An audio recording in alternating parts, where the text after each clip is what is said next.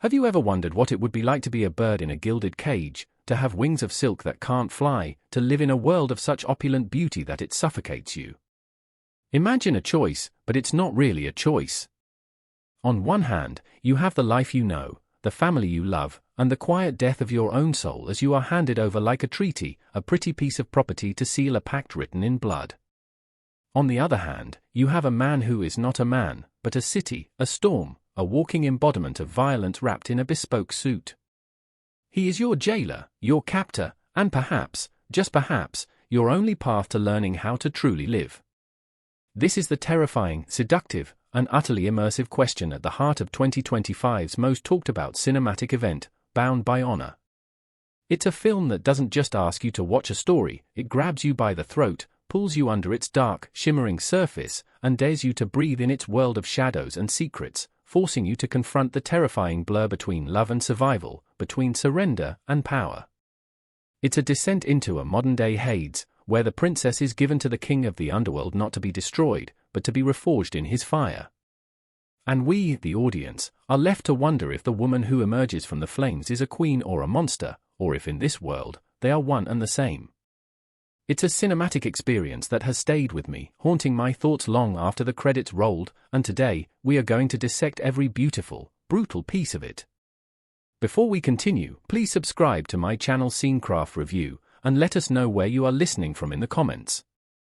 Now, let's talk about the phenomenon that is Bound by Honor. Released in the fall of 2025, this film arrived with a weight of expectation that felt almost as heavy as the dynastic pressures it depicts. At the helm is director Alessio Bianchi, a filmmaker who has spent his career dancing on the edge of the neo-noir genre, giving us films that are less about plot and more about atmosphere, mood, and the internal landscapes of broken people. We saw it in his breakout indie hit, Asphalt Saints, a gritty look at disillusioned paramedics in a decaying city, and again in the critically acclaimed The Glass Garden, a slow-burn thriller about corporate espionage that felt more like a Bugman-esque chamber piece than a spy movie. Bianchi's signature is his patience, his willingness to let the camera linger, to allow silence to speak louder than any dialogue. So when it was announced that he would be tackling the mafia genre, a genre so often defined by explosive violence and charismatic bravado, the industry was buzzing. Would he deliver a traditional gangster epic, or would he, as many suspected, turn the genre inside out? The answer, unequivocally, is the latter. Bound by Honor is not a mob movie, it is a psychological gothic romance that just happens to be set within the intricate, brutal architecture of organized crime. The production itself was shrouded in a level of secrecy that mirrored the clandestine world it was portraying. Details were scarce, but the casting news sent shockwaves of anticipation. For the role of our sheltered mafia princess, Arya de Luca, Bianchi chose the relatively new but incandescent Isabella Rossi. Rossi, known for her raw, vulnerable performances in smaller independent films, was an inspired choice. She has a face that can hold a universe of unspoken emotion, a fragility that masks a core of steel. The question on everyone's mind was whether she could carry the emotional weight of a character who is essentially the soul of the film. Opposite her, as the formidable New York heir Luca, the architect Moretti, was Marco Valenti. Valenti is an actor who has built a career on stillness and intensity. He's not a man of grand gestures, he's a coiled serpent, and his power comes from the terrifying promise of what he could do at any moment. His characters are often defined by their intelligence, their control, and the chilling emptiness in their eyes. The prospect of seeing Ross's expressive vulnerability collide with Valenti's granite-like stoicism was, for many, the main draw. This wasn't just casting, it was a chemistry experiment, and the entire success of the film hinged on its explosive potential. The film's premise, on paper, sounds like the well-trodden territory of a dark romance novel. An arranged marriage between warring families to secure peace. But in Bianchi's hands, this trope becomes a scalpel used to dissect themes of power, consent, and identity. The story begins not with a gunshot, but with the rustle of silk. We are introduced to Arya in her Chicago home, a world drenched in the warm, amber tones of old-world tradition. Cinematographer Darius Wolfe, a frequent collaborator of Bianchi, paints this world with a loving, almost nostalgic brush. The De Luca family mansion is all dark wood, plush velvet, and flickering candlelight. It feels safe, historic, steeped in a code of honor that, while criminal, has its own internal logic. Arya, at 18, is the cherished jewel of this world. We see her painting, her fingers smudged with charcoal, her dreams extending only to the edge of the sprawling family estate. She is loved, protected, and utterly, blissfully naive. Rossi plays these early scenes with a breathtaking lightness, a genuine innocence that makes the coming storm all the more devastating. The inciting incident is a masterpiece of quiet horror. It's not a dramatic confrontation, but a calm, fireside chat with her father, the Don of the Chicago outfit. He speaks of duty, of family, of peace. He tells her of the arranged marriage to Luca Moretti, the heir to their rivals in New York, a pact to end a bloody, decades-long war that has cost both sides dearly. The camera stays fixed on Arya's face as the color drains from it. The warmth of the room seems to freeze. The firelight dances in her eyes, but the light inside her is extinguished. It is here that Rossi's performance truly begins to take flight. The betrayal she feels is not loud, it is a profound, internal shattering. She understands, in that moment, that she is not a daughter, but a commodity. The film then transitions, and the shift is as jarring for the audience as it is for Arya. We leave the warm, cloistered world of Chicago and are thrown into the cold, brutalist heart of New York. Wolf's cinematography here is a stark, breathtaking contrast. The color palette shifts to icy blues, gunmetal grays, and stark whites. The Moretti empire is not one of wood-paneled rooms and old-world honor, it is a corporate machine of glass, steel, and concrete. Luca's penthouse apartment, where Arya is to live, is less a home and more a modernist museum, a stunningly beautiful prison with floor-to-ceiling windows that overlook a city that feels both infinite and indifferent. The silence in this space is a living thing, heavy and oppressive. And then, we meet him. Luca. Marco Valenti's introduction is one of the most memorable character entrances in recent cinema. He doesn't stride into the room, he simply appears, emerging from the shadows of his own home as if he were born from them. He is dressed in a perfectly tailored black suit, his posture immaculate. He doesn't offer a kind word or a comforting gesture. He simply looks at Arya, his gaze analytical, possessive, and utterly unreadable. Valenti says more with his stillness in this single scene than most actors do with a page of dialogue. It is a look that says, "You are mine. This is your world now. Do not fight it, because you cannot win." The first act of Bound by Honor is a masterclass in building tension. It's a slow burn of psychological warfare fought in near-total silence. Arya's life becomes a series of meticulously controlled routines. She eats what is placed before her, she wears the designer clothes that appear in her closet, she exists within the confines of the penthouse. Luca is a constant, spectral presence. Sometimes he is there, watching her from across the vast living room as he conducts business on the phone in hushed, lethal Italian. Other times, he is gone for days, and his absence is somehow more unnerving than his presence. The film expertly places us within Arya's headspace. We feel her isolation, her fear, the suffocating claustrophobia of her new reality. The windows of the penthouse become a central motif. They offer a stunning panorama of the city, a view of a life and a world she can see but never touch. She is a prisoner with the best view in the world. The story doesn't rush toward the inevitable consummation of the marriage. Instead, Bianchi focuses on the subtle power dynamics, the war of wills fought in glances and gestures. There's a scene early on where a meal is served.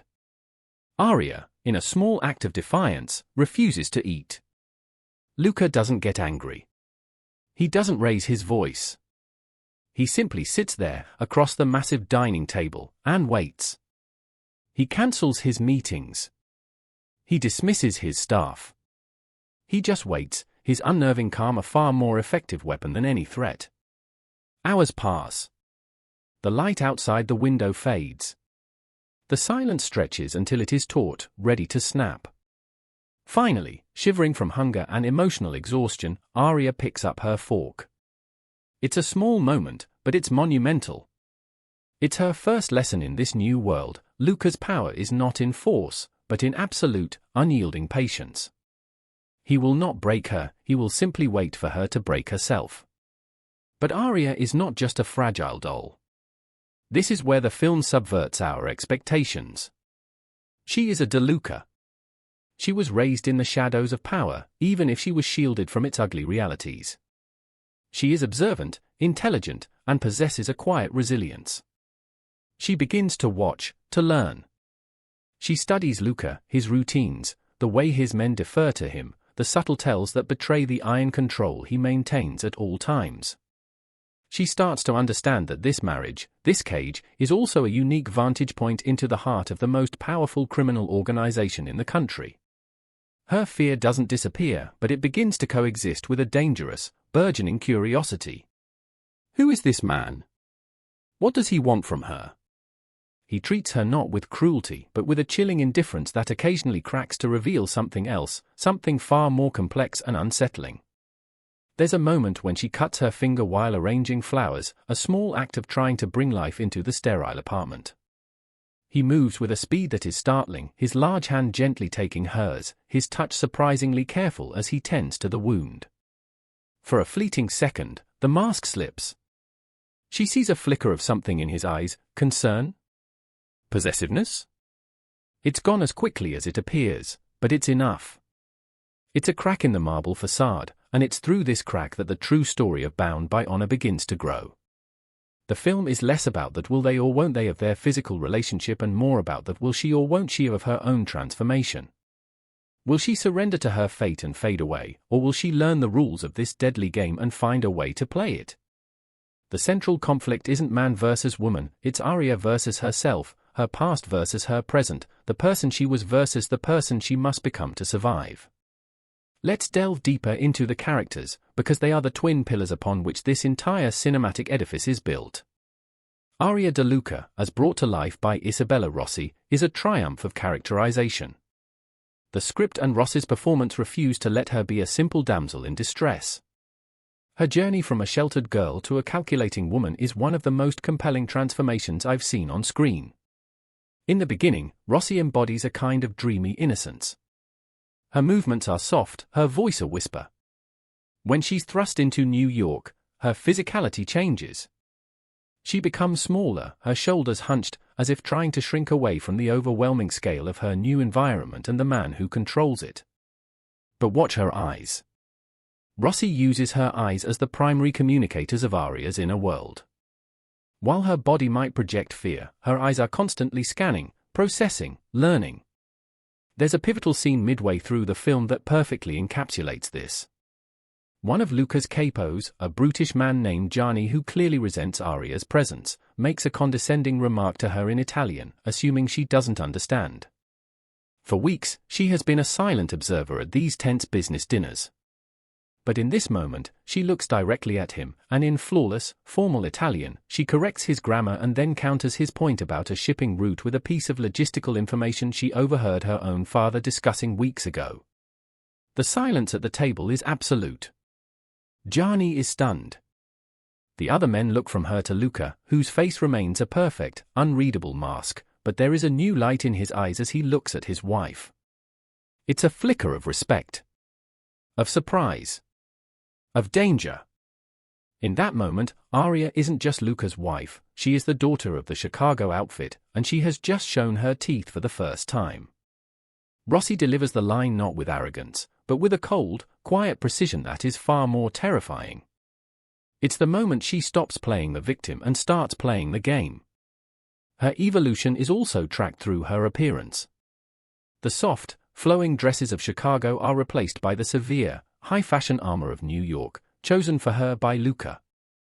At first, she looks like a child playing dress-up in them. But as she gains confidence, as she learns to navigate her world, she begins to inhabit the clothes. The sharp lines and dark colors no longer wear her, she wears them. They become her uniform, a visual representation of the hardening of her own spirit. The film dares to ask a difficult question about her agency.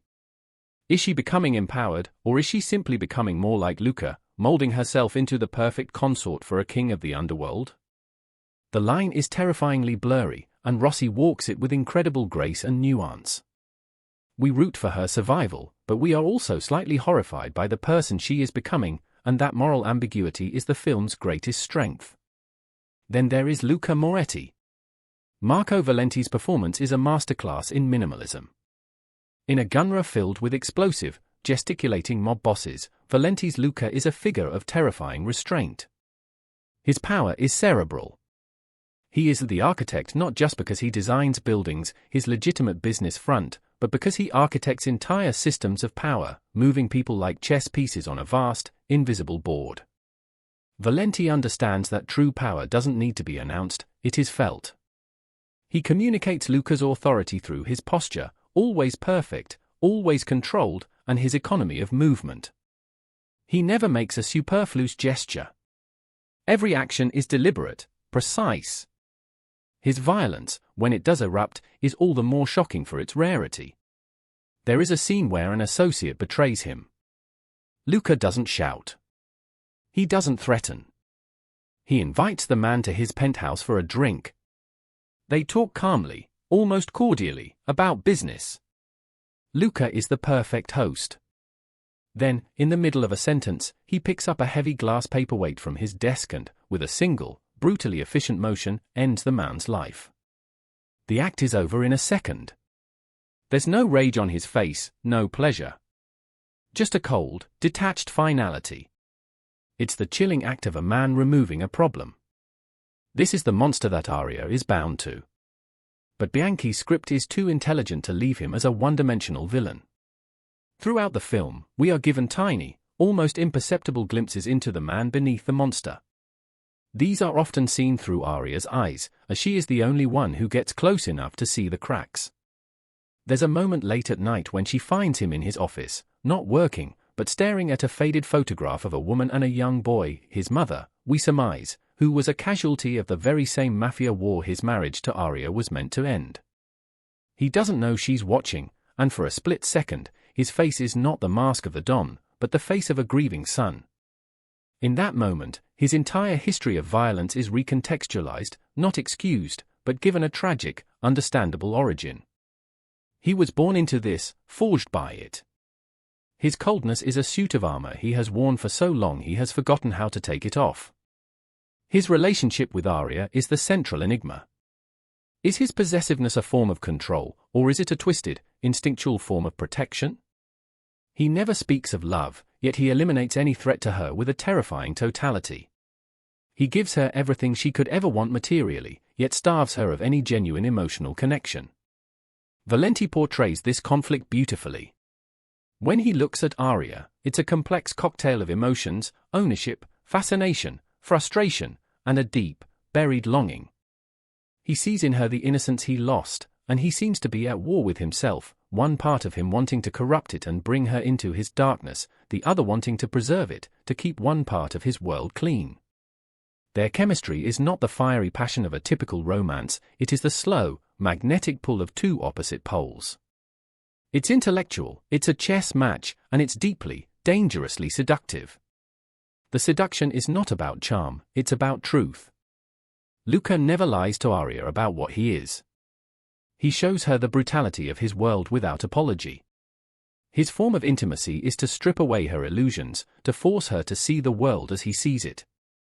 Innocence is a luxury we can't afford, he tells her in one of the film's most pivotal scenes. It's a beautiful lie told to children. You are not a child anymore. In a twisted way, he is the only person who is truly honest with her. Her father lied to her with platitudes of honor. Luca offers her the cold, hard truth, and in this brutal honesty, Arya finds a strange and terrifying form of liberation. Valenti and Rossi create a dynamic that is utterly mesmerizing, a dance of predator and prey where, by the end, it's no longer clear who is hunting whom. The cinematic language of Bound by Honor is as crucial to its success as the performances. This is where Alessio Bianchi and his team truly elevate the material beyond its genre trappings. Darius Wolf's cinematography deserves every award it will inevitably be nominated for. The film is a visual symphony of light and shadow, using the principles of chiaroscuro not just for aesthetic effect, but for narrative and thematic weight. As I mentioned, Chicago is presented in warm, nostalgic tones, but even there, the shadows are deep and long. The opulence of the De Luca home is always tinged with darkness, suggesting the rot that lies beneath the veneer of family and tradition. A family dinner is framed like Caravaggio's supper at Emours, a moment of supposed communion filled with divine light and profound, encroaching darkness. When the story moves to New York, the visual style becomes a weapon. Wolfe shoots Luca's penthouse with wide-angle lenses that distort the space, making it feel vast, empty, and alienating.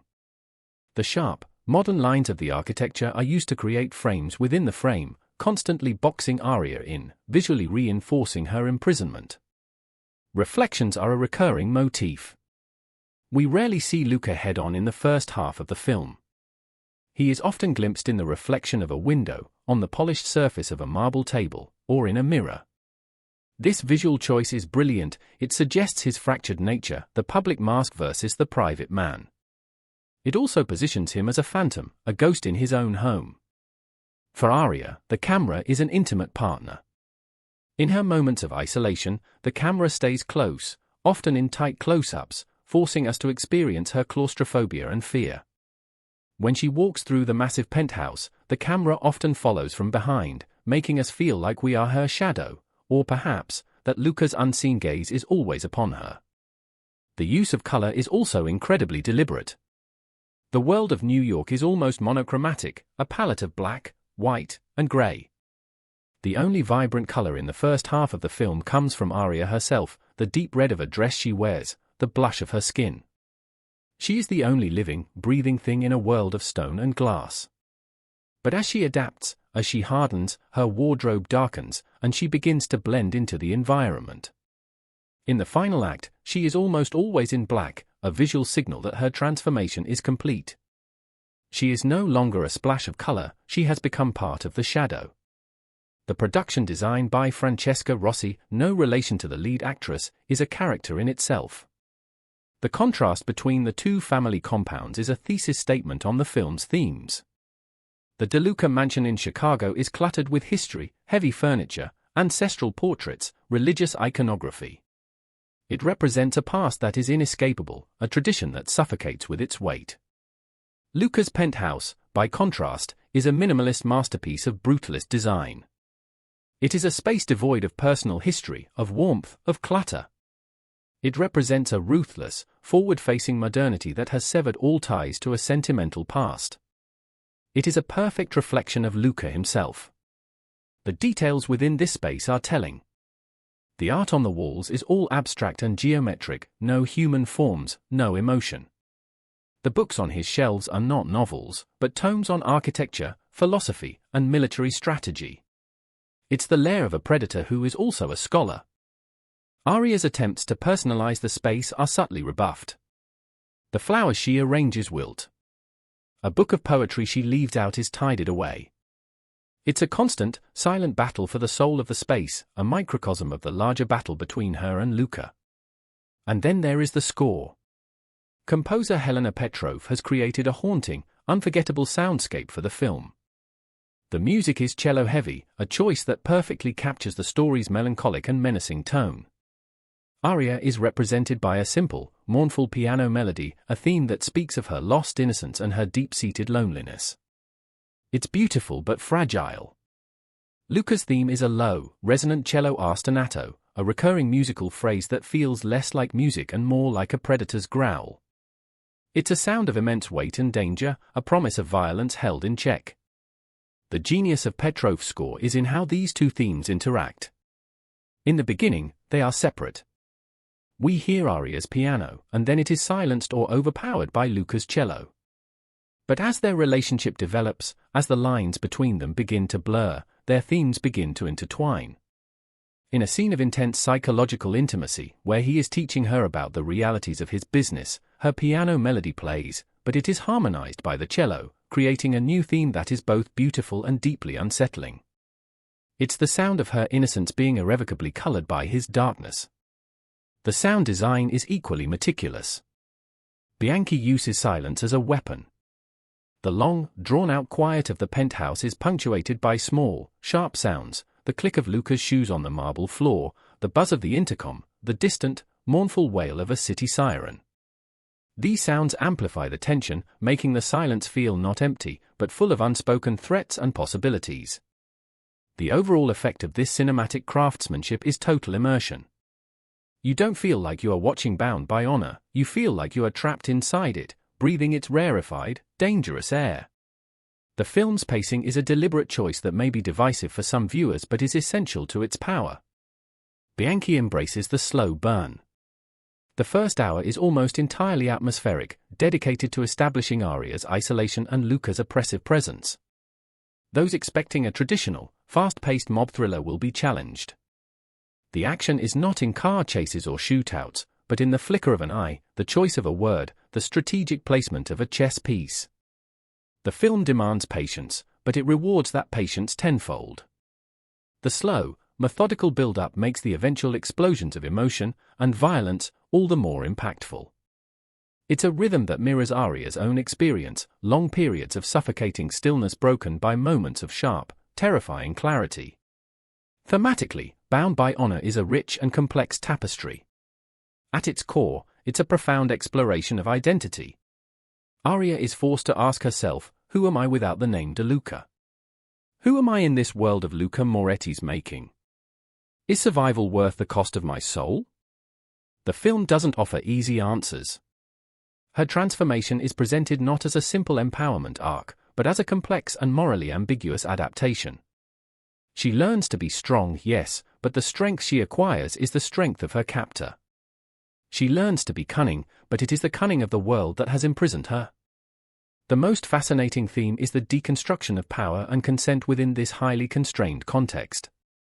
The marriage is non-consensual, a transaction she was forced into. Yet, within that framework, the film explores the idea of a secondary, more nuanced form of consent. Luca never forces himself on her physically. His dominance is psychological. He creates a world in which surrender to him becomes the most logical, even desirable, choice. When Arya finally does choose to enter his bed, it is not an act of romantic love, but a calculated, strategic decision. It is an act of agency, a way of seizing a different kind of power in her powerless situation. She decides that if she is to be a queen in this kingdom, she must be the king's partner in all things, not just his pretty prisoner. This scene is handled with incredible care by Bianchi. It is not passionate or romantic. It is tense, quiet, and transactional, a shift in their power dynamic that is both chilling and deeply intimate. The film forces the audience into an uncomfortable position, blurring the lines between submission and strength, victimhood and agency. It's a conversation that has ignited fierce debate among audiences and critics, and that is the mark of truly provocative art. The film also serves as a powerful commentary on the evolution of organized crime, using the Chicago-New York dichotomy as its central metaphor. Chicago represents the old ways, a code of honor, however twisted, a basis in community and family, a sense of romanticized tradition. New York represents the new mafia, a cold, corporate, globalized entity that is indistinguishable from any other ruthless multinational corporation. It's about profits, not honor. It's about efficiency, not family. Luca is the CEO of a criminal enterprise, not a traditional don. Arya's journey from one world to the other is a symbolic journey from a dying past to a terrifyingly efficient future. She is a relic of the old world who must learn to survive in the new one, and in doing so, she becomes the bridge between them, a synthesis of old world blood and new world ruthlessness. The cultural impact of Bound by Honor has been significant since its release. It has been hailed as a revitalization of the mafia genre, shifting the focus from the male anti-hero's rise and fall to the female psychological experience within that world. It has been compared to films like The Godfather for its epic scope and meticulous world building, but its soul is closer to something like Park Chan-wook's The Handmaiden or Jane Campion's The Piano, stories about women navigating oppressive patriarchal structures and finding power in unexpected ways. It has also become a major touchstone in the ongoing discourse surrounding this dark romance genre. The film neither glorifies nor condemns the relationship between Arya and Luca. It simply presents it in all its complex, troubling, and seductive ambiguity, leaving the moral judgment to the viewer. Online forums have been ablaze with discussion. Is Luca a romantic anti-hero or an abusive captor? Is Arya's transformation an empowering story of survival or a tragic story of corruption? The fact that the film can support both interpretations is a testament to its depth and intelligence. It doesn't give you the answers, it gives you the right questions. In my final verdict, Bound by Honor is more than just a film, it is a cinematic spell. It's an emotionally immersive, psychologically complex, and breathtakingly beautiful piece of art that burrows under your skin and stays there. It is a demanding watch, one that requires your full attention and your willingness to sit in discomfort. Isabella Rossi gives a star-making performance that is nuanced, heartbreaking, and ultimately awe-inspiring. Marco Valenti redefines screen presence, creating a character who is terrifying and magnetic in his stillness. Alessio Bianchi has solidified his place as one of the most interesting and patient directors working today, a true artist who trusts his audience to follow him into the dark. The film is a haunting meditation on the nature of love, power, and survival in a world stripped of sentimentality. It asks us if it's possible to find freedom in a cage, to find strength in surrender, and to love a man who is both your jailer and your creator. It's a story about a princess who is sent to the dragon's lair, not to be rescued by a knight, but to learn how to breathe fire herself. It is, without a doubt, a modern masterpiece, a dark, glittering jewel of a film that will be studied and debated for years to come. It's a perfect, self-contained story of a woman's transformation, a complete and satisfying arc from beginning to end. But the world it creates is so rich, the characters so compelling, and the ending so tantalizingly open-ended in its implications for the balance of power, that it leaves you with one burning, undeniable thought. Arya, having made the calculated decision to cross the threshold into Luca's world not just as his wife in name, but as his partner, his consort. This is where Bound by Honor transitions from a story of survival to a story of ascension, and it is in this second, breathtaking half of the film that its true, dark heart is revealed. The consummation of their marriage, as I mentioned, was not an act of love. It was a treaty signed in the flesh, a mutual acknowledgement of a new phase in their arrangement. But what follows is a masterclass in depicting the growth of an intimacy so profound and so alien that it defies conventional definition. Bianchi doesn't suddenly flood the screen with warmth or tenderness. The color palette remains cold, the penthouse remains a beautiful tomb. But the space between Arya and Luca, once a vast, arctic expanse, begins to shrink. The silence, once a weapon of oppression, becomes a shared language of understanding. We begin to see them together in the quiet hours after midnight, not in bed, but in Luca's office. This office, once his impenetrable fortress, becomes their strategy room. Arya, with her artist's eye for detail and a mind uncluttered by the traditions of mafia warfare, begins to see patterns that Luca's own men, blinded by routine, have missed. There's a stunning sequence composed of a montage of these late-night sessions. The camera circles them slowly as they stand over architectural blueprints of a new port terminal, one of Luca's legitimate enterprises that is, of course, a hub for his illegitimate ones.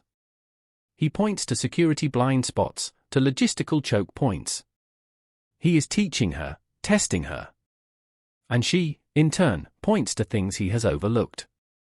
She notices the flow of human traffic, the way a certain corridor creates a natural ambush point, the subtle change in a security guard's routine she observed on a CCTV feed. She is not just absorbing information, she is analyzing it, synthesizing it, and offering insights that are genuinely valuable. Isabella Rossi's performance in these scenes is a quiet marvel. The fear is gone from her eyes, replaced by an intense, focused concentration. She has found a canvas for her intelligence, a problem to solve that is far more complex and compelling than any charcoal sketch. And Marco Valenti's Luca begins to change, too. It's not a softening, but a sharpening. He watches her with a new kind of intensity. The possessiveness is still there, but it's now mingled with something akin to pride, to respect. He has found not a pet, but an equal. A partner in the truest, most terrifying sense of the word. This evolving partnership is tested when the fragile peace the marriage was meant to create inevitably begins to fracture. The threat comes not from an external enemy, but from within Arya's own family. Her older brother, Marco De Luca, a hot-headed traditionalist who always resented his sister being used as a bargaining chip, comes to New York under the guise of a family visit. He sees Arya, not as the shell-shocked victim he expected, but as a confident, poised woman dressed in the severe black of the Moretti world, speaking with an authority that unnerves him. He sees her not as his sister, but as Luca Moretti's wife, and in his mind, she has become a traitor. The tension in the scenes between Arya and her brother is thick enough to choke on. The warm, nostalgic score that represented Chicago in the first half of the film returns, but now it sounds discordant, a painful reminder of a life that no longer fits. Marco speaks of family, of blood, of returning home. But his words, which once would have been a lifeline to Arya, now sound naive, hollow. She has seen the gears of the real world, the cold mechanics of power that lie beneath the sentimental veneer of family honor. She tries to explain, to make him understand that this is about survival, about a new kind of strength. But he cannot see it. To him, she has been corrupted, assimilated. He sees her defending Luca, and he interprets it as a symptom of Stockholm Syndrome, a betrayal of their blood. The true conflict erupts during a dinner. Marco, drunk and belligerent, openly insults Luca at his own table, challenging his authority, calling the peace a sham. The air freezes. Luca's men tense, their hands moving towards their weapons. Luca himself remains perfectly still, his eyes fixed on Marco, a silent predator assessing a noisy but insignificant threat. And it is Arya who acts. She stands up, her posture mirroring Luca's own immaculate control. In a voice as cold and sharp as splintered ice, she systematically dismantles her brother's arguments, exposing his visit not as a mission of rescue, but as a poorly disguised attempt to sow discord. To reignite a war that Chicago can no longer afford to fight. She uses information she has gleaned from her late-night sessions with Luca, information about Chicago's weakening financial position, about their dwindling influence. She lays his motivations bare, not as a sister scolding a brother, but as a rival queen chastising a foolish prince. The scene is devastating. She chooses, publicly and irrevocably, her new family, her new loyalty. She chooses power over sentiment, reality over nostalgia. Her brother leaves, defeated and humiliated, and the camera lingers on Arya's face. There is no triumph there. Only the bleak, lonely understanding of the sacrifice she has just made. She has severed her last tie to the girl she once was. When she looks at Luca, he gives a single, almost imperceptible nod. It is not an I love you. It is not a thank you. It is an acknowledgement. Welcome. He has finally, truly, brought her into his world. This event galvanizes the film's climax. Marco, incensed and shamed, returns to Chicago and convinces a faction of the old guard that Luca is using Arya to weaken them, to absorb their territory. He plans a desperate, foolish act of rebellion, an assassination attempt on Luca Moretti, not on the streets of New York, but on neutral ground, during a supposed peace summit in a remote estate in upstate New York. The film builds to this climax with agonizing, beautiful tension. We see both sides preparing for the summit. The Chicago crew, clumsy and emotional, driven by wounded pride. The New York side, a model of cold, corporate efficiency, with Luca, Arya, and his senior lieutenants planning every contingency. Arya is no longer excluded from these meetings. She is at the center of them, her presence accepted and her input valued. She is the one who, looking over the blueprints of the estate, points out a service tunnel that isn't on the official plans, a detail she recalls from a childhood visit. It is this detail that will ultimately save them. The day of the summit is shot in bleak, overcast light. The estate is a beautiful, decaying relic of a bygone era, a perfect setting for the death of the old ways. The meeting begins, the air thick with false pleasantries and barely concealed animosity. Bianchi directs the scene like a symphony of paranoia. The camera glides through the rooms, picking up on furtive glances, hands twitching near jackets, the nervous sweat on a man's brow. We are with Arya, her senses heightened, her mind racing. She is not just Luca's wife, she is his bodyguard, his chief intelligence officer. The betrayal, when it comes, is swift and brutal. Marco and his men make their move. A firefight erupts, shattering the tense calm. It is chaos, noise, and confusion, a stark contrast to the controlled quiet of the rest of the film. In the ensuing mayhem, Luca is wounded. He takes a bullet to the shoulder, a serious but not fatal injury that momentarily incapacitates him. He and Arya are separated from his men, cornered in a library. This is the moment the entire film has been building towards. The monster is wounded, and the princess must now become the monster. Rossi is magnificent here. Her face is a mask of cold fury. She tends to Luca's wound with a practiced efficiency that belies her terror, her hand steady, her voice calm as she issues instructions. He is weak, leaning against a bookshelf, the iron control he has maintained for his entire life finally slipping. He looks at her, and for the first time, there is vulnerability in his eyes. He is forced to trust her, to place his life in her hands. And Arya rises to the occasion. Using the service tunnel she identified, she leads him away from the main firefight. But they are not running to escape. They are repositioning. This is her plan now.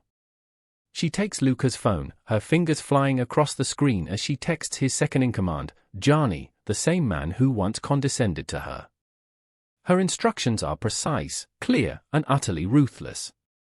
She directs his men, using her knowledge of the estate's layout to trap the Chicago assassins. She is not reacting, she is orchestrating. She is the architect. The climax culminates in a face-to-face confrontation. Arya, with the wounded Luca behind her, comes face-to-face with her brother, Marco, in a cavernous wine cellar. Marco has his gun trained on them, his face a mess of sweat and tears, a man completely undone by his own folly. "Look what he's made you," he spits at Arya, his voice breaking. "I don't even know who you are anymore." And here, Arya delivers the line that defines her entire journey. She looks at her brother, not with hatred, but with a kind of pitying finality. "He didn't make me anything," she says, her voice low and steady. "He just showed me who I was born to be." She doesn't have a weapon. She doesn't need one. Her words are the killing blow. At that moment, following her silent instructions from minutes before, Johnny and his men emerge from the shadows behind Marco. The end is swift and silent. There is no pleading, no final struggle. Just the cold, quiet finality of Moretti justice. Arya doesn't flinch. She doesn't look away. She watches her brother die, her face as unreadable as Luca's has ever been. In the aftermath, as the Moretti men efficiently clean up the mess, there is a scene that is more intimate than any love scene could ever be. Arya is in the library, wiping her brother's blood from her hands with a piece of silk from her torn dress. Luca enters the room, his arm in a makeshift sling. He says nothing. He simply walks over to her and looks at their reflection in a large, gilt-edged mirror. We, the audience, see them from this perspective. The wounded king and his new queen, splattered with the blood of her own family. He doesn't touch her. He doesn't praise her. He just looks at her reflection, and a slow, almost imperceptible smile touches his lips. It is a terrifying smile. It is a smile of absolute recognition. He has found his match. He has found the other half of his soul. In this moment, she is no longer Arya de Luca of Chicago. She is not even Arya Moretti, wife of the Don. She is something new, something forged in the fire of this night. The film's final sequence is haunting. We are back in the New York penthouse. It is weeks later. The world is quiet again.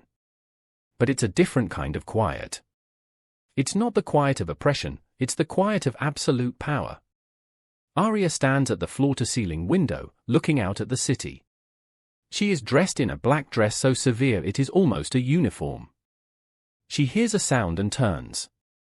Luca is there, watching her.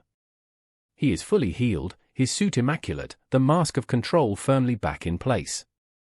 But the way he looks at her is different. The analytical gaze is gone. It has been replaced by a look of complete, total partnership. They are a unit, a single entity of power and control.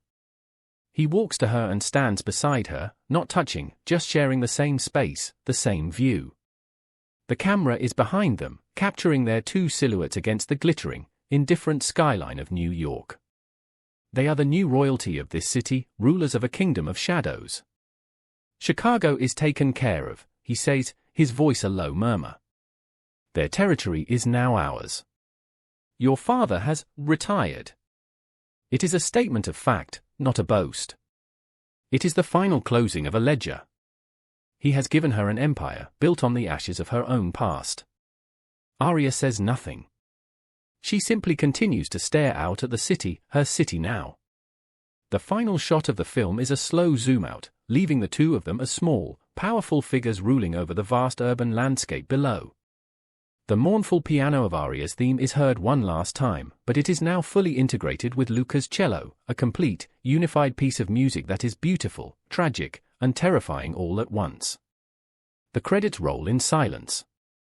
The impact of this second half, this final act, is what elevates Bound by Honor from a great film to a timeless one.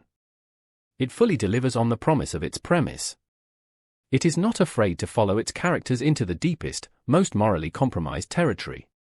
The film refuses to judge Arya. Her journey is presented as a logical, almost inevitable progression. To survive in the dragon's den, you must become a dragon. We, the audience, are left to grapple with the implications. We rooted for her survival. We admired her intelligence and her strength. But her ultimate triumph is also her ultimate damnation. She has won the game, but the price was her soul, her family, the very memory of the girl who once sketched by a fireside in Chicago. The film's ending is not a cliffhanger, but a statement. It is the coronation of a new queen. But it also begs the question, what happens now? What does a world run by two such perfectly matched, ruthless intellects look like? What new wars will they wage? What new empires will they build? The story of Arya's transformation is complete, but the story of the queen she has become is just beginning. The film's brilliance lies in this final feeling. It provides a perfectly satisfying character arc while simultaneously opening up a universe of terrifying possibilities. It is a conclusion that feels like a beginning.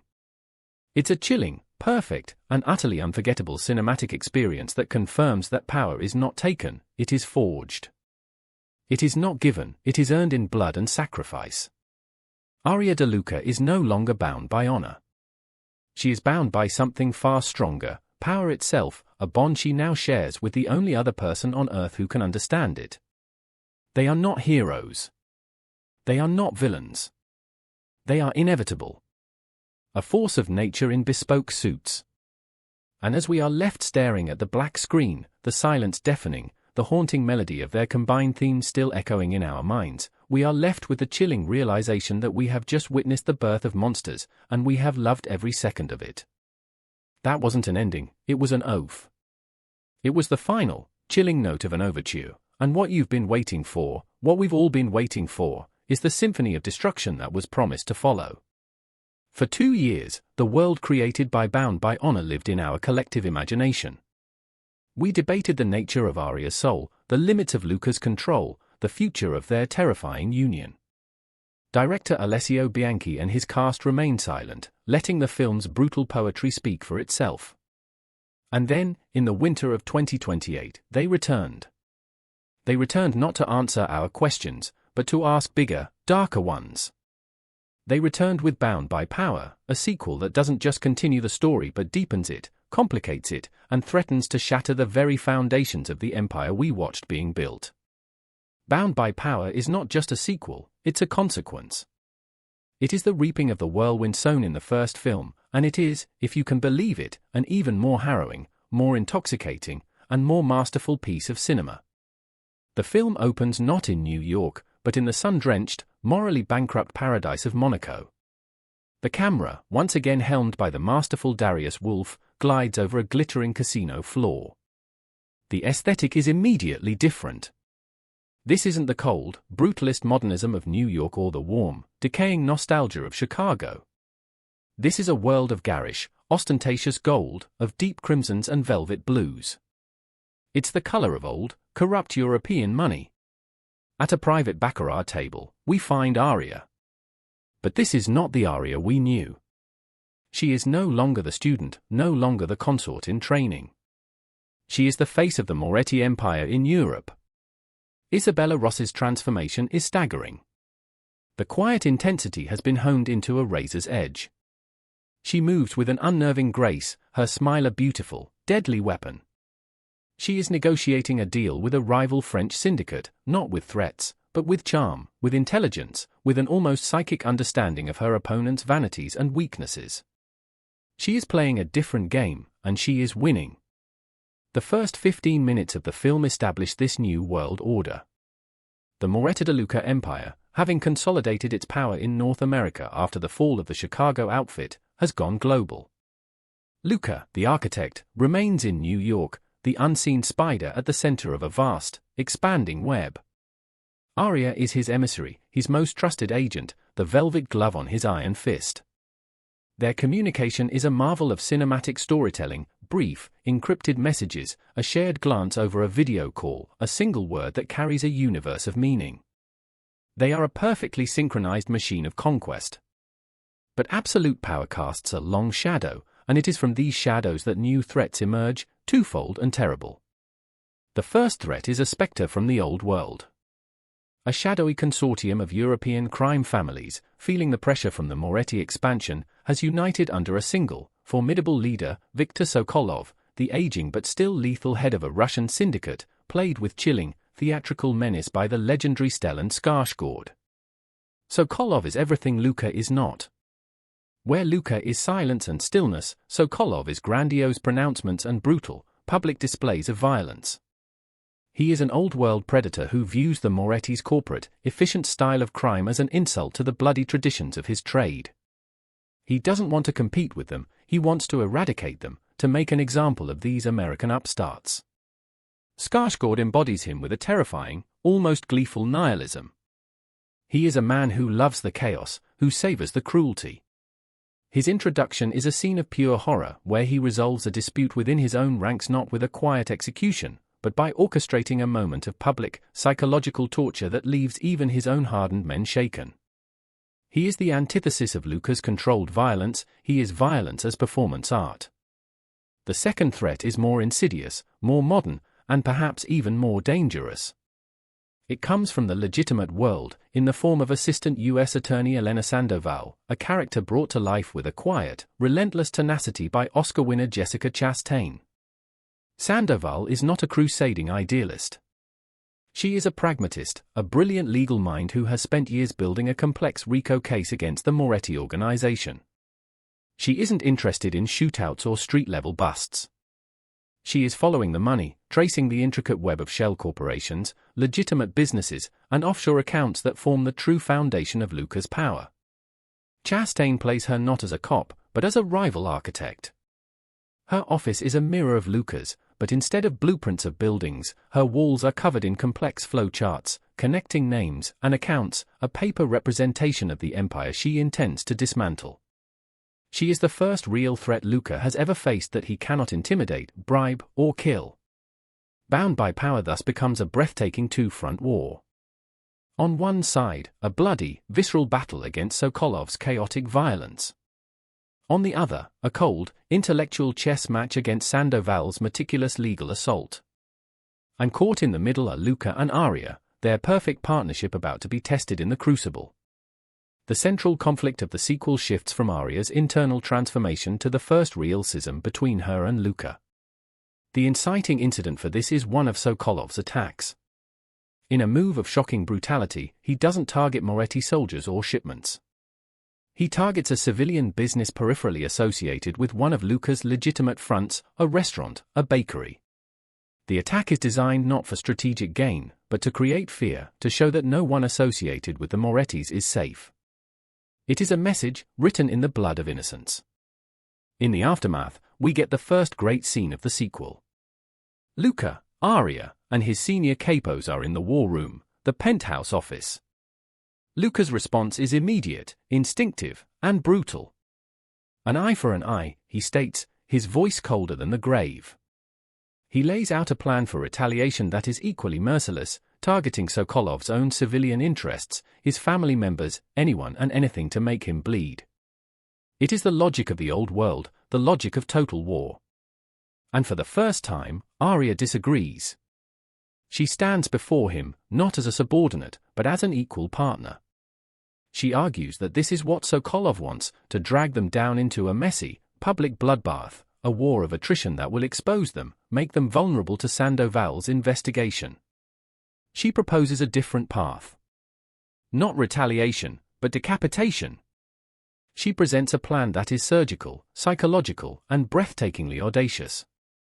It involves not bombs and guns, but manipulating international markets, spreading disinformation, turning Sokolov's own allies against him by exploiting their greed and paranoia. It is a plan to dismantle his empire from within, to leave him isolated and powerless without firing a single shot in the open. The tension in the room is electric. Luca's men look at her with a mixture of awe and disbelief. This is not the way things are done. But Luca? Luca listens. Valenti is brilliant here. We see the conflict on his face, a war between his ingrained, violent instincts and his intellectual respect for the strategy she is presenting. He sees the logic in her plan, but it goes against every fiber of his being. It is clean, she argues, it is quiet. It is our way, not his. He looks at her, and for the first time, his gaze holds a flicker of doubt, a hint of professional jealousy. Her mind, the mind he helped to sharpen, is now evolving beyond his own doctrines. He ultimately agrees, but a hairline crack has formed in their perfect union. The film then splits its narrative, following Arya as she puts her plan into motion and simultaneously following Sandoval as she gets her first real break. Arya's storyline is a globe-trotting thriller of psychological warfare. We see her in Zurich, in a sterile bank vault, using carefully leaked information to trigger a run on Sokolov's hidden assets. We see her in a smoky Istanbul cafe, meeting with a Turkish gunrunner, not to buy weapons, but to feed him lies about Sokolov's intentions, planting the seeds of betrayal. Rossi is utterly convincing in these scenes. She uses her femininity, her intelligence, and the fearsome reputation of the Moretti name as a devastating combination. She is a siren luring her enemies onto the rocks, and it is thrilling to watch. Meanwhile, Sandoval's investigation, which had been stalled against the wall of Luca's legitimate businesses, finds a thread. And that thread, ironically, leads back to Chicago. In the process of absorbing the De Luca assets, a minor accounting error was made, a ghost employee left on a payroll, a single loose end in an otherwise perfect tapestry of crime. It's a tiny mistake, but it's enough for Sandoval. Chastain scenes are a counterpoint to Arya's glamorous espionage. They are shot in sterile, fluorescent-lit offices, all beige and greys, a world of paperwork and dogged determination. We see her and her team pulling all-nighters, fueled by stale coffee, connecting that one loose thread to another, slowly, painstakingly unraveling a corner of the Moretti empire. The film brilliantly cross-cuts between Arya's elegant, bloodless victories in Europe and Sandoval's slow, grinding progress in New York, creating a sense of a closing vice. Luca is aware of both threats, and the pressure begins to affect him in ways we've never seen. The investigation into his finances touches upon his past, specifically the shell corporations that were used by his father's generation. This forces him to confront the ghosts of the past, including the circumstances surrounding his mother's death. Sokolov, a master of psychological warfare himself, learns of this and uses it. He leaks information to Sandoval's team that falsely implicates Luca's own father in his mother's death, suggesting it was not an act of war by the De Lucas, but an internal power play. The lie is designed to do one thing: destabilize the architect. And it works. For the first time, we see Luca Moretti lose control. He becomes reckless, paranoid. The cold, calculating mind is clouded by the storm of his resurrected trauma. He begins to question Arya's clean methods, seeing them as too slow, too soft. He starts overriding her decisions, reverting to his own brutal instincts, making moves that are powerful but clumsy, leaving behind a trail of evidence that Sandoval's team eagerly follows.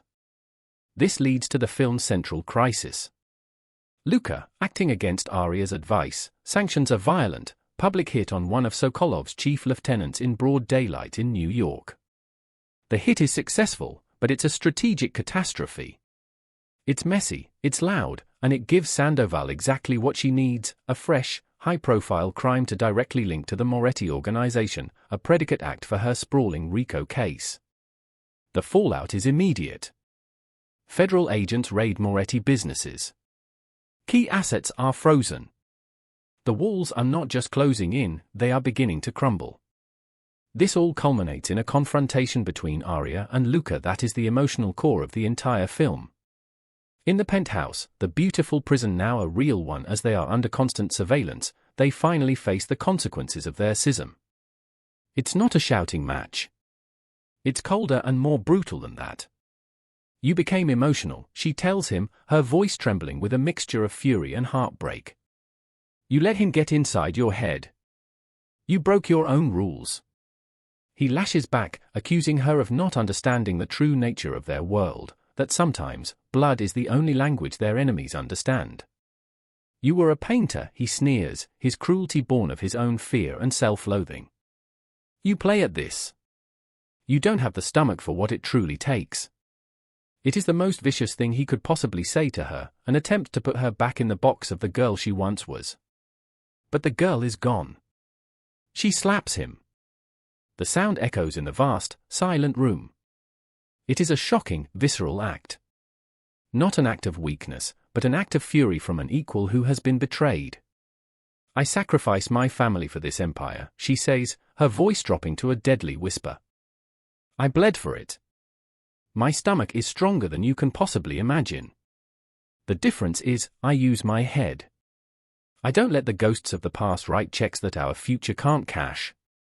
The words hit him harder than the slap. He sees the truth in them. He sees that in his grief and rage, he became the very thing he despises, a reckless, emotional gangster like her brother, like his own father. He sees that she was right. And in that moment, the power dynamic shifts definitively. He is the one who faltered. She is the one who remained clear-eyed. He is no longer just her teacher, he is in need of her strength. This reconciliation, born from the ashes of their fight, is what sets up the final act. They are united again, but their dynamic has changed forever. She is not just his partner, she is, in many ways, his anchor, the cold strategist who can see the board when he is blinded by his own demons. Together, they devise a final, desperate plan, a gambit so audacious it could either save them or destroy them completely. The plan has 3 parts. First, they must eliminate Sokolov. Second, they must discredit Sandoval and dismantle her case. Third, they must do both in a way that leaves them untouchable. The climax of Bound by Power is not a gunfight, it is a masterpiece of misdirection, a symphony of manipulation played out on a global stage. They leak information to Sokolov that Luca will be traveling to a private airfield to flee the country, a desperate man on the run. It is a trap, designed to lure Sokolov into the open for a final confrontation. Simultaneously, Arya uses a network of hackers to plant fabricated evidence in Sandoval's case files, evidence that suggests Sandoval has been manufacturing information, that she has a personal vendetta, and, most damningly, that she has been taking information from Sokolov, an illegal collaboration with a known criminal. It is a lie wrapped in a kernel of truth, designed to implode the entire federal investigation from within. The final sequence is a stunning piece of cross-cutting. We see Sokolov and his kill team moving in on the airfield, a desolate, rain-swept landscape. We see Sandoval, in a sterile government building, presenting her case to the Attorney General, confident that she is about to land the blow that will topple the Moretti Empire. And we see Arya and Luca, not at the airfield, but in their penthouse, watching both events unfold on a bank of monitors like gods watching a play they have written. The trap for Sokolov is sprung. It is not a shootout. It is something far more Luca and Arya. The plane he thinks Luca is on explodes on the runway, but it's a decoy. His own men, having been secretly turned by Arya's financial machinations and promises of power, turn on him. He is not killed in a blaze of glory. He is executed quietly, efficiently, by his own people, a business transaction. His death is reported as an internal syndicate squabble. He is erased. At the exact same moment, in Washington, D.C., as Sandoval reaches the crescendo of her presentation, the Attorney General receives a file. It contains the fabricated evidence of her misconduct, planted by Arya's team. Her case, her career, and her life's work are instantly discredited. She is suspended, her investigation shut down pending an internal review that they all know will be a burial. Chastain's face, as the realization dawns on her, is a portrait of utter devastation. She was beaten not by a better lawyer, but by a better criminal. The final shot returns to the penthouse. Luca and Arya are standing at the window just as they were at the end of the first film.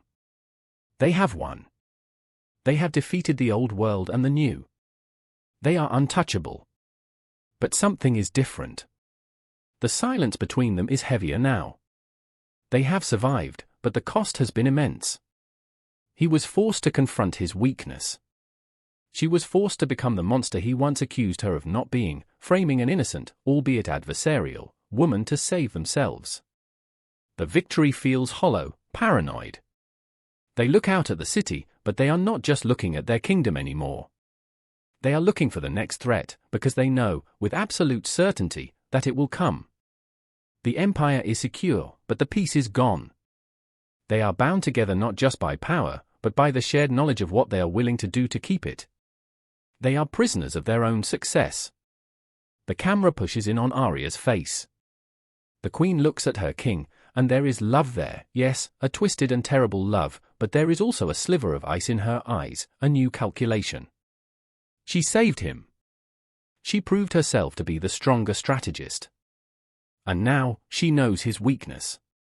The balance of power in their union of two has shifted, perhaps forever.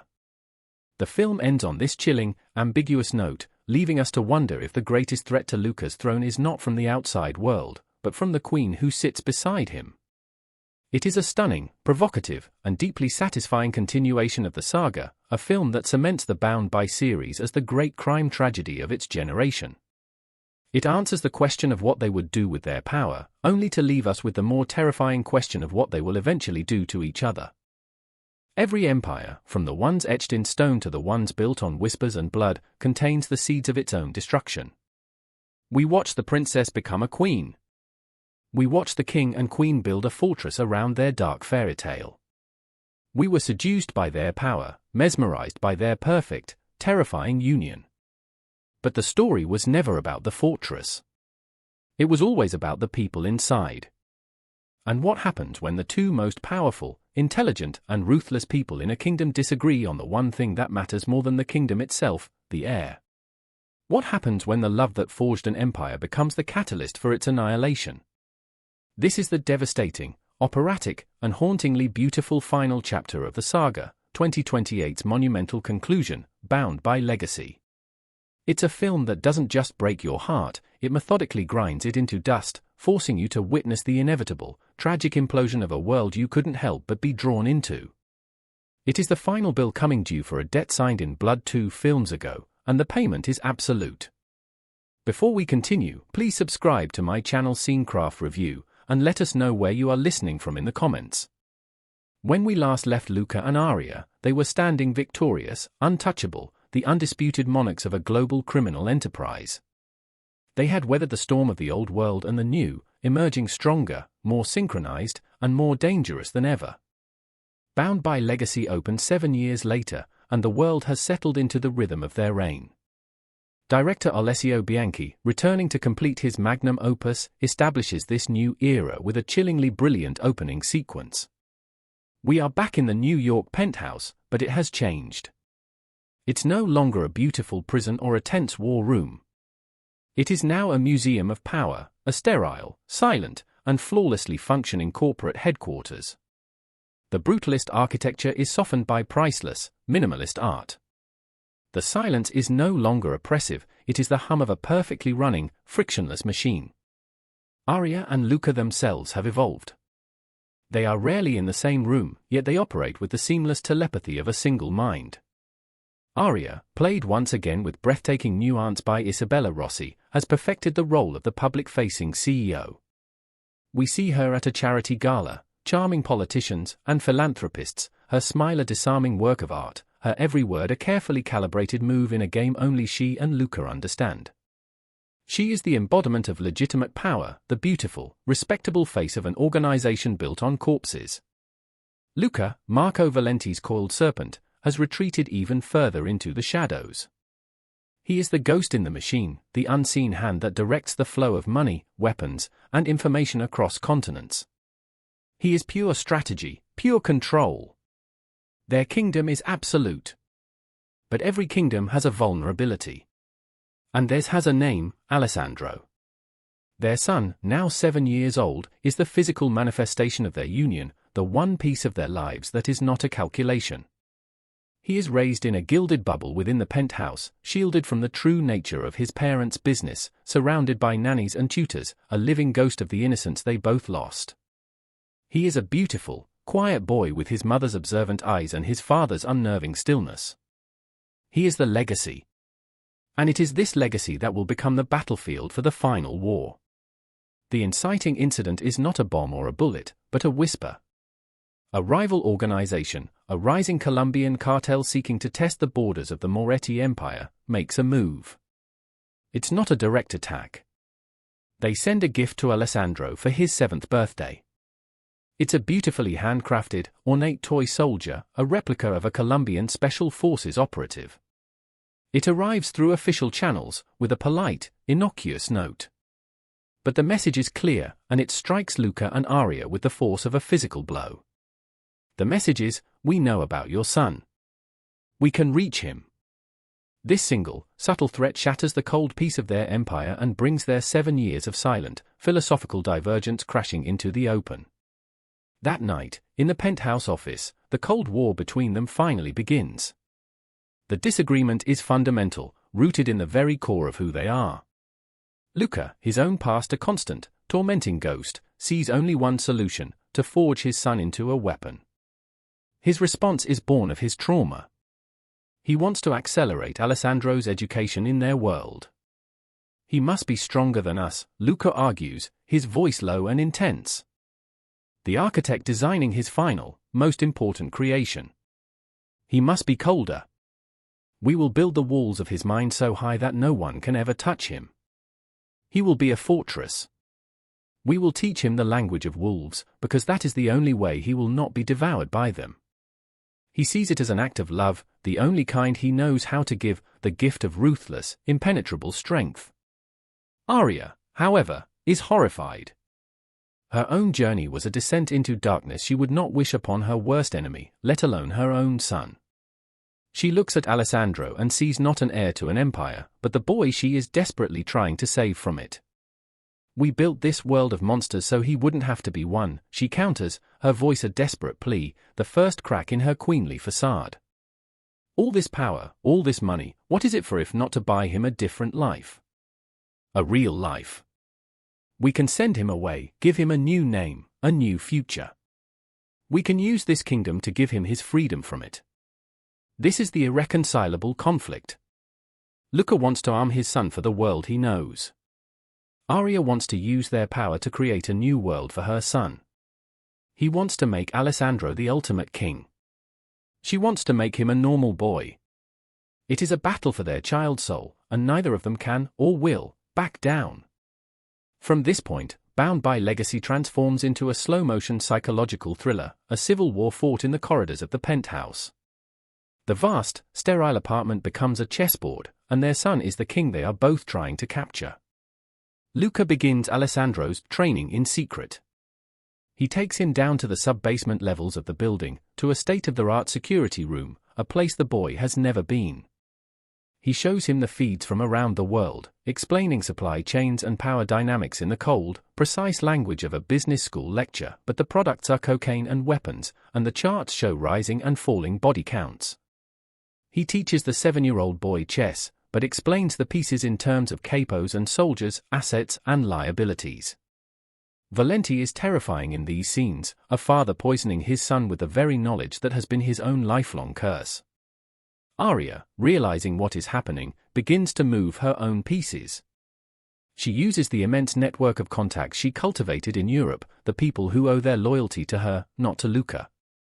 She begins to quietly siphon funds into untraceable accounts. She contacts a former Mossad agent she once worked with, a specialist in extraction and creating new identities, played with weary competence by Leoraz. She starts building an escape route, a ghost infrastructure designed to spirit her and Alessandro away to a life beyond Luca's reach. The penthouse, once their shared throne, becomes a contested territory. The staff are caught in the crossfire, forced to choose sides. Gianni, Luca's loyal capo, becomes Alessandro's de facto bodyguard, his eyes following Arya's every move with suspicion. Meanwhile, Arya's personal assistant, a sharp, fiercely loyal young woman named Sophia, acts as her covert messenger, a pawn in the most dangerous game imaginable. The film expertly shows the effect this has on Alessandro. The quiet, observant boy becomes withdrawn, haunted. He is pulled between his father's cold lessons of power and his mother's desperate, whispered promises of a normal life, of sunshine and playgrounds. There is a heartbreaking scene where he is sitting in his sterile, minimalist bedroom, arranging his toys not in a playground, but in tactical formations, just as his father taught him. The camera holds on his small, serious face, and we see a childhood dying before it has ever had a chance to live. The conflict escalates until it reaches its point of no return. Arya, believing she has all her pieces in place, decides to make her move. She plans to take Alessandro on a supposed weekend trip to the family's country estate, from which the Mossad agent will extract them and take them to a new life in Argentina. It is a desperate, final gamble. But she has underestimated the architect's paranoia. Luca, who has had her followed for months, knows everything. And his response is not one of a betrayed husband, but of an emperor whose most prized possession is being stolen. The sequence of his retaliation is one of the most chilling in the entire trilogy. He doesn't confront her. Instead, in the span of a single night, he systematically dismantles her entire world. The untraceable accounts are frozen. Her European allies are given a choice: reaffirm their loyalty to him or be erased. The Mossad agent is found, not killed, but professionally and brutally warned off, his own family threatened. Her assistant, Sophia, is quietly dismissed, sent away with a threat that ensures her eternal silence. When Arya wakes up the next morning, she is utterly alone. Her phone is dead. Her access to the building's systems is revoked. Gianni and 2 other guards stand outside her bedroom door. She is a prisoner in the penthouse, exactly as she was on the day she first arrived 10 years ago. It is a complete, devastating regression. Luca enters her room. He doesn't shout. He is preternaturally calm, the calm of a man who has won a war and is now surveying the wreckage. "This is our life, Arya," he says, his voice devoid of emotion. "There is no escape from it. Not for you. Not for me. And not for him. He is my son.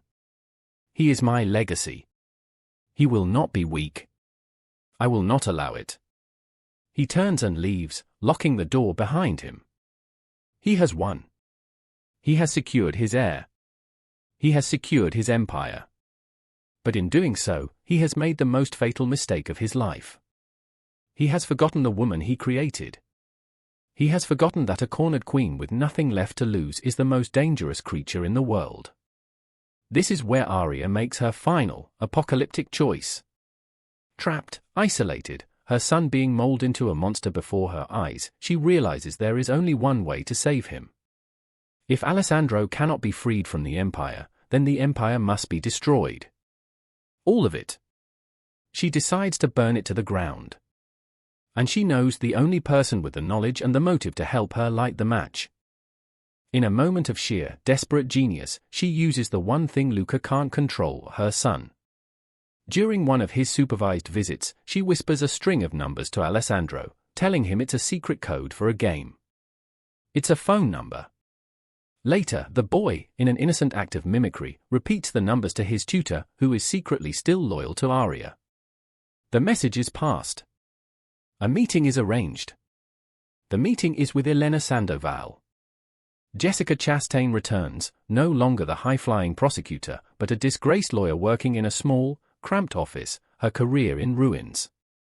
She has spent the last 7 years obsessed, watching the Morettis from the sidelines, a ghost haunting the edges of their world. When Arya, disguised and smuggled out of the penthouse by the tutor for a single hour, walks into her office, Sandoval is stunned. Arya doesn't offer information. She offers a confession. She offers everything. "I am not your source," Arya tells her, her voice raw with a pain that transcends their old enmity. "I am your client. I want to confess. And I want full, unconditional immunity for my son, and a new life for both of us." She places a small, encrypted hard drive on the desk. "This is the kingdom," she says. "Every account. Every name. Every crime. Everything. Burn it. Burn it all." The film's climax is a breathtaking, tragic montage. It is not a symphony of violence, but a symphony of collapse. We see Sandoval, revitalized, working with a secret federal task force. We see simultaneous, coordinated raids happening across the globe, in New York, London, Hong Kong, Zurich. Doors being kicked in. Servers being seized. Men in bespoke suits being led away in handcuffs. News channels erupt with the story, the stunning, instantaneous implosion of the world's most powerful and sophisticated criminal organization. It is a corporate extinction event. The final confrontation takes place in the penthouse. The alarms are blaring. The sounds of federal agents storming the building echo from below. Luca stands by the great window, watching the city light up with the flashing red and blue lights of his own demise. He is not angry. He is not surprised. He is an architect watching his life's work being demolished. He knew she was the only one who could do this. Arya enters the room, holding Alessandro's hand. The boy is terrified. Luca turns to her, and his face holds a universe of emotions, betrayal, awe, respect, and a profound, heartbreaking understanding. "You did it," he says, his voice a quiet statement of fact. "You destroyed us." Arya looks at him, tears finally streaming down her face, the queen's mask shattered forever. "No," she whispers. "I saved him." Luca looks past her, at his son, hiding behind his mother's legs, his small face pale with a terror no child should ever know. And in that moment, the architect, the monster, the king, finally sees. He doesn't see an heir. He doesn't see a legacy. He sees a terrified little boy. He sees himself, all those years ago, after his own mother's death, a boy being forced into a suit of armor he never asked for. He understands. He finally, truly understands what she has been fighting for. His face softens. The coldness that has defined him for his entire life melts away, leaving only a vast, empty grief. He gives a single nod. It is his surrender. It is his atonement. He walks to a hidden panel in the wall, the entrance to a private emergency elevator, an escape route he built years ago. He opens it. "Go," he says to Arya, his voice thick with an emotion she has never heard from him. "Live the life you wanted for him." She hesitates, her heart tearing in two. This is the man she loved, the man she hated, her creator and her destroyer. "Luca." She begins. He touches her face, a gesture of tenderness so alien and so powerful it steals the breath from her lungs. "He deserves the son, Arya," he says, looking at his son. "You were right." He turns and walks back toward the main room, toward the sound of the approaching agents. He is not running.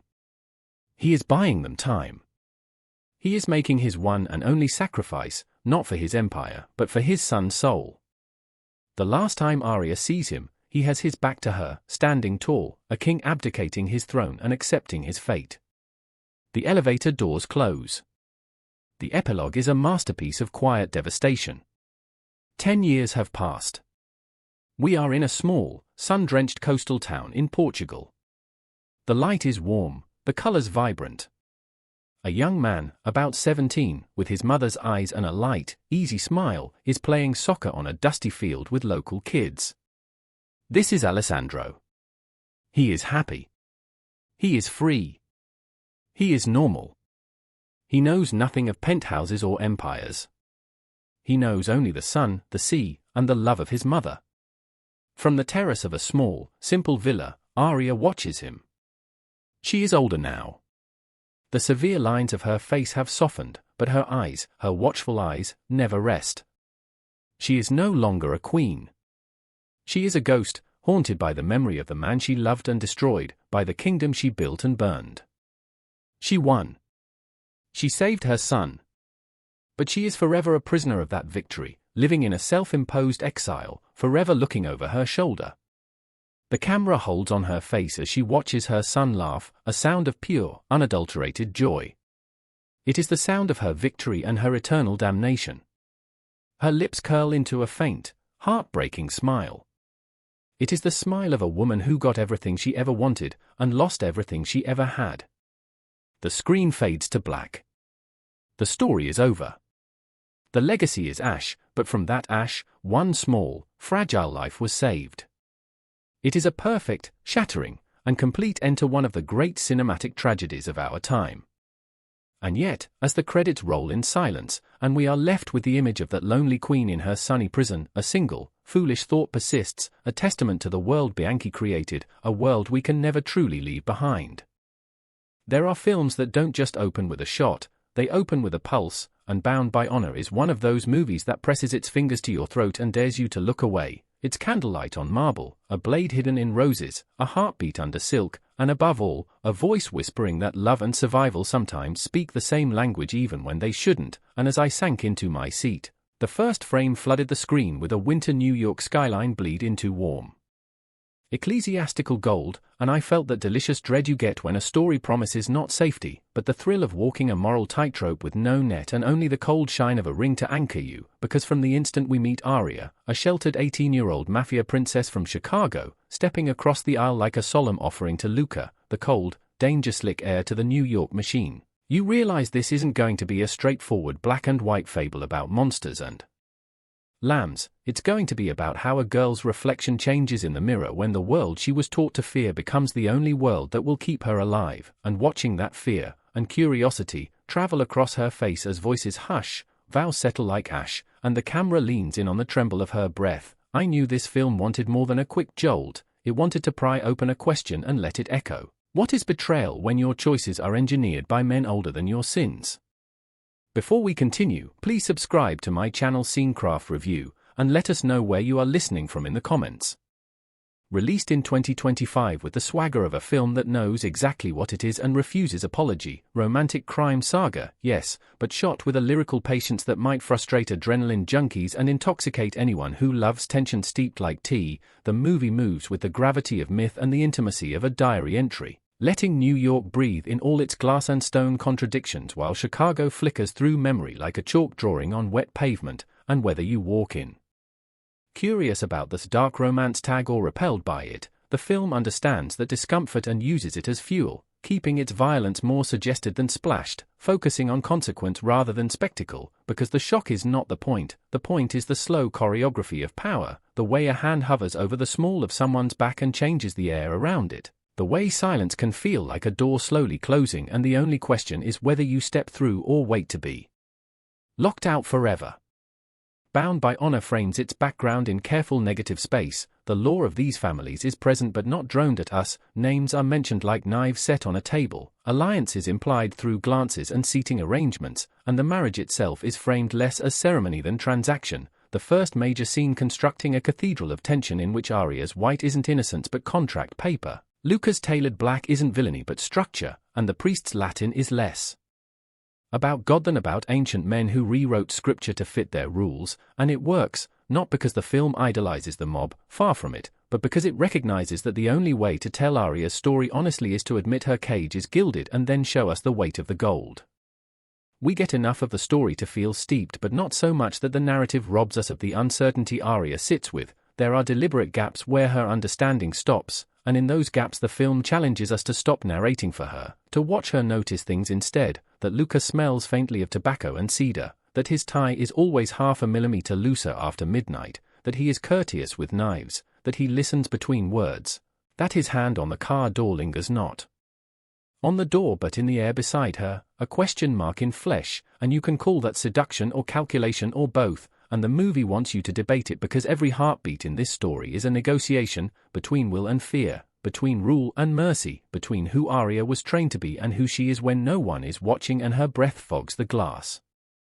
The story is spoiler-controlled in a way that respects viewers. The film stakes its first act on the ceremony and the aftermath, shots that feel like secrets tucked into sleeve hems, an evening at a pruned, hushed dinner table with men who watch Arya like she's something expensive they don't intend to touch, a wedding night that is as much about boundaries as it is about hunger, where tactility is portrayed with the honesty of a trembling exhale and the refusal to flinch, but also with the humility to let the camera back away when it needs to. A scene of mirrored vanities where Arya's veil sits like a question on her shoulders and Luca, who never begs, asks her, not with words but with the space he offers, what she wants to do next, and we realize that for him control isn't just a weapon, it's a language, and the moment he modulates it is a confession he'd never make out loud.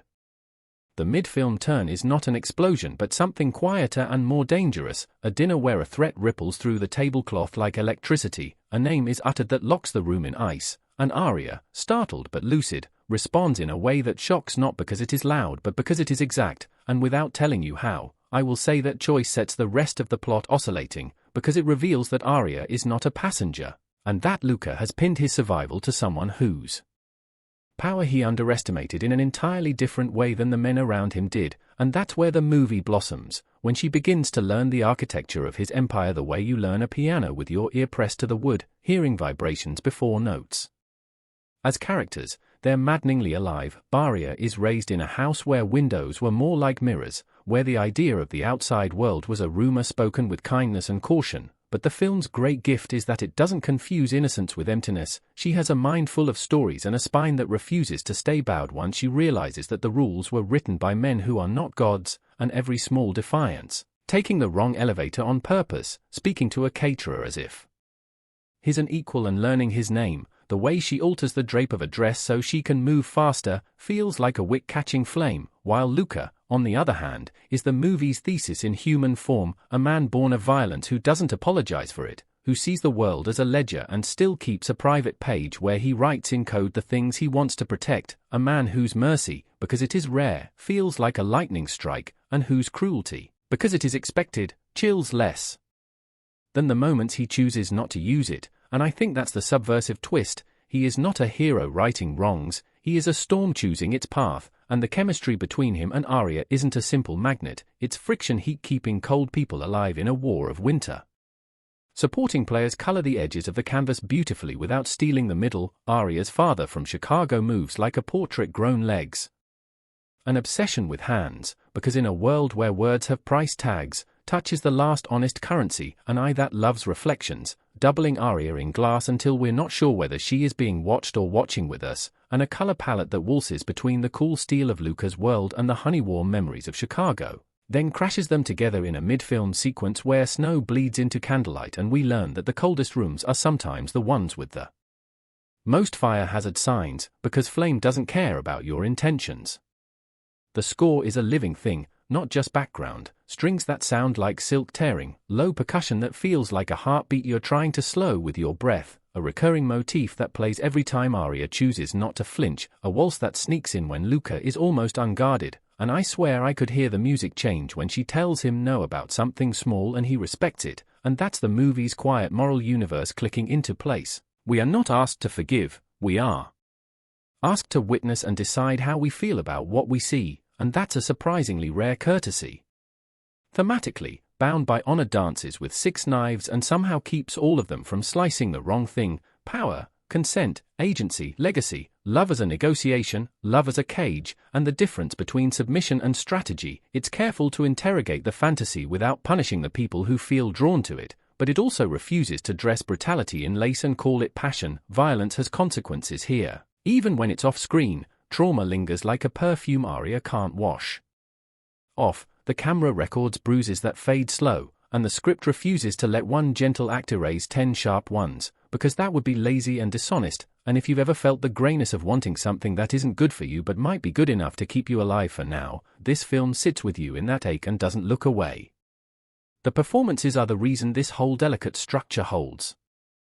The actress playing Arya does not over-explain with her face, she reads with her eyes and writes with her posture. Shoulders roll tight until they roll back by a centimeter and the whole scene changes temperature. A mouth that pauses on vowels as if punctuation is another form of armor. The kind of crying that looks like rage and the kind of laughter that sounds like surrender. And when she negotiates the most loaded scenes in the film, those that flirt with desire and dread at the same time, she hones in on breath and quiet sounds the way a musician tunes. It's a masterclass in making internal battles legible without turning them into speeches, and the actor playing Luca has the kind of stillness you can only get if you've learned that motion is a tell. Stillness like the surface of a lake so dark you can't see the monsters until they surface. Voice like a scotch you drink too quickly. Gaze that rarely softens, but when it does you hate yourself a little for leaning closer. He finds a moral gravity in a man who doesn't deserve it and somehow refuses to ask us to absolve him, which is a choice that rescues the film from becoming a redemption arc and keeps it hovering in something more honest, a survival arc with sparks,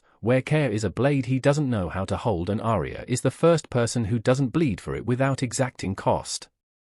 Pacing-wise, the film is a slow burn in the literal sense, like the fuse is made of silk and the flame moves in a lover's stroll until it hits the knot and flares. And those flares are memorable. A neon-lit club where Arya realizes people talk louder around her when they think she's fragile. A hospital corridor where silence roars. A snow globe rooftop greenhouse sequence where she discovers what power tastes like, metallic and sweet. And when it ends you can't tell if you feel relief or remorse. And that's the kind of complication you watch movies for. There's an honesty about consent that the genre often fumbles. This film spends time on the mechanics of saying yes and the courage of saying no. And when lines are crossed, it doesn't let the narrative shrug them off with a kiss, it catalogues, it lets consequences land like winter on stone, and it doesn't cheat by letting one night rewrite a lifetime. Instead, it suggests that two people can be drawn to each other for reasons that are not noble, and still, within that magnetism, carve something that looks like a code, and codes, unlike laws, are personal, breakable, costly. Watching with an audience, you feel the room lean, there's gasping, there's uneasy laughter, there are people whispering that this is too much and others whispering that it's not enough, there's the hush of people who come to these stories for the ache, and the groan of those who wanted a parable with clear signage. Social media does what social media does, thirst edits for Luca cut with black and white stills and classical music. Think pieces about glamorization and the new wave of gothic. Mafia romances, long threads about consent frameworks in fantasy and the danger of conflating narrative with instruction, and the film becomes a mirror for viewers more than a manifesto, which is perhaps its smartest move. It lets us argue about ourselves. Culturally, it slides into the current conversation about dark romance that has been brewing on Book Talk and beyond, but does it with a steadier hand than most because it understands someone might watch this and feel seen in their attraction to dangerous stories, while someone else might watch and feel triggered, and it honors both without pandering. It also engages with immigrant mythology and American capitalism with a shorty that's more show than tell. Men talk about honor while litigating their ambitions like shareholders with guns instead of pens. Women navigate the floor plan like secret cartographers, and every hallway is a treaty waiting to be broken, while outside, the city gives no opinion. It was here before them and will be hereafter. There are scenes that burrow into you, Arya learning to fire not a gun but a question and watching it land, Arya at a mirror cutting out a garment tag with a tiny pair of scissors like she's performing surgery on a skin that isn't hers, Luca kneeling not in prayer but to pick up a piece of a broken glass and put it in his pocket instead of the trash because there are fingerprints on it that, for a second, he can't bear to lose. A quiet telephone call where Arya's Chicago past reaches through the wire to test whether her voice still sounds like home, a chessboard moment where Luca deliberately loses a pawn just to see if Arya recognizes the gambit, a stairwell that becomes a confessional, a kiss that feels like someone signing a contract in invisible ink, an apology that isn't quite an apology but something rawer, acknowledgement and warning knotted together. If the film stumbles, it's only where the genre is almost too comfortable, a montage or two that feel like a catalogue ad, a line that skates so close to melodrama you can hear the violinist smirk, a supporting subplot that hints at a lot more than it delivers, but the cumulative force is undeniable. You walk out disoriented and a little furious at the movie for making you care about people you don't want to like, which is exactly why you'll talk about it on the ride home, drafting a mental list of the moments where it could have lied and didn't. And because we are a review channel, let me give you what I think is the heart of the piece. Bound by Honor isn't selling you violence wrapped in romance, it's selling you the ache of trying to find softness inside a world designed to punish softness, and that is profoundly compelling even if it won't be comfortable, perhaps especially because it isn't. It asks whether surrender is always a betrayal or whether, sometimes, letting go of the person you were at 17 is the only way to survive long enough to become who you needed at 27, and it uses Arya and Luca as a map with roads you shouldn't take and still might, and that ethical friction is the film's electricity.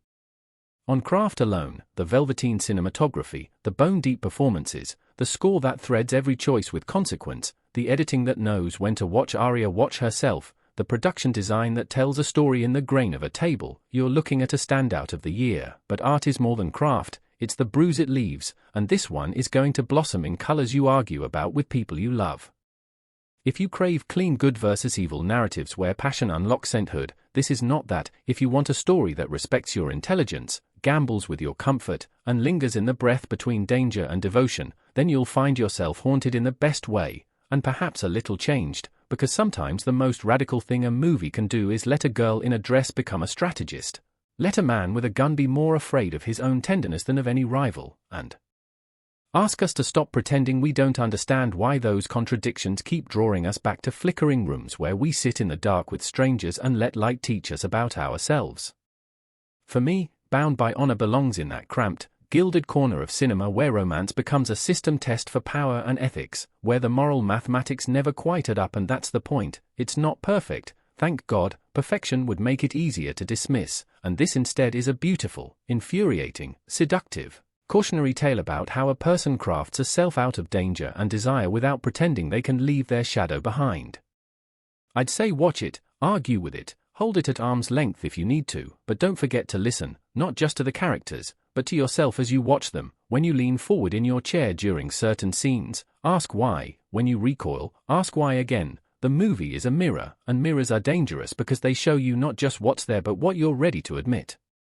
And as the credits roll and the lights lift and the city outside the theater looks a little like the film refused to let go, you might find yourself tracing your own invisible contract with the stories you allow to move you, wondering whether you've surrendered or simply survived another day in a world that always asks for more than you promised to give. Either way, you'll be thinking about Arya's eyes and the way they changed from the first frame to the last. You'll be remembering the way Luca touched the air and stopped himself. You'll be cataloguing the small mercies and the lasting wounds, and you'll be ready, whether you admit it or not, to talk about it with anyone who will listen, because that's what movies like this do. They make us complicit, then they dare us to be honest.